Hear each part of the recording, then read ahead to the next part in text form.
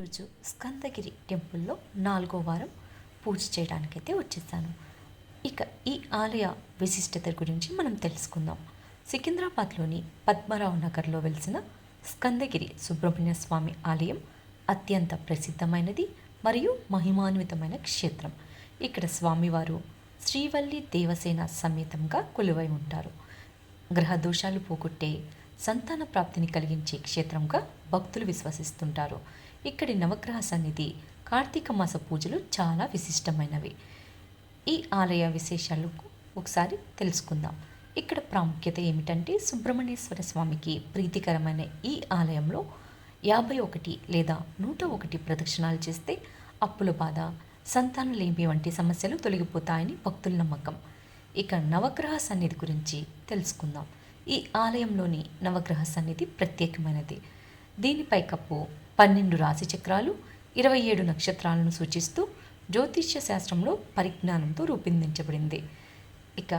ఇక్కడ కార్తీక మాసంలో మహాన్యాస పూర్వక రుద్రాభిషేకం హోమాలు వైభవంగా జరుగుతాయి. ప్రతి మంగళవారం మహిళలు నిమ్మకాయ దీపాలు వెలిగిస్తూ ఉంటారు. 11 వారాలు కానీ లేదా 23 వారాలు కానీ ఎవరికి తోచిన విధంగా వాళ్ళు వెలిగిస్తూ ఉంటారు. ఇక్కడ దీపాలు వెలిగిస్తే కోరుకున్న కోరికలు నెరవేరుతాయని భక్తుల విశ్వాసం. ఇక ఈ ఆలయం సికింద్రాబాద్లోని రైల్వే స్టేషన్కు సుమారు 2 కిలోమీటర్ల దూరంలో పద్మరావు నగర్ వారాసిగూడ ప్రాంతంలో ఉంది.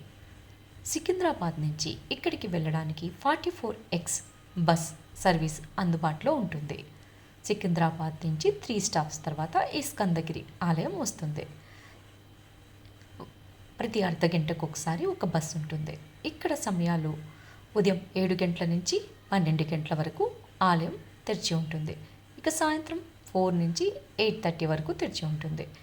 ఇక్కడ సుబ్రహ్మణ్య స్వామితో పాటు శివ, విష్ణు, హనుమంతుడు, దుర్గాదేవి సపరేట్గా ఆలయాలు ఉన్నాయి.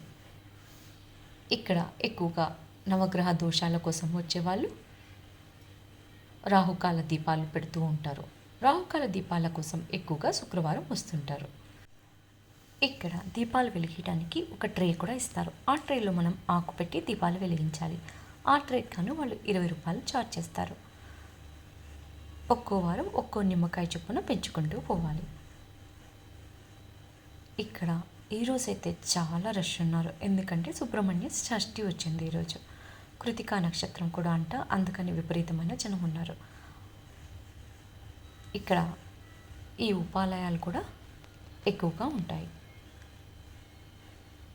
స్వామివారికి, అమ్మవారికి అలంకారం అయితే మాత్రం చాలా బాగా చేస్తారు ఈ టెంపుల్లో. చూస్తుంటే అలా చూస్తూనే ఉండాలనిపిస్తుంది, అంత బాగా అలంకారం చేస్తారు.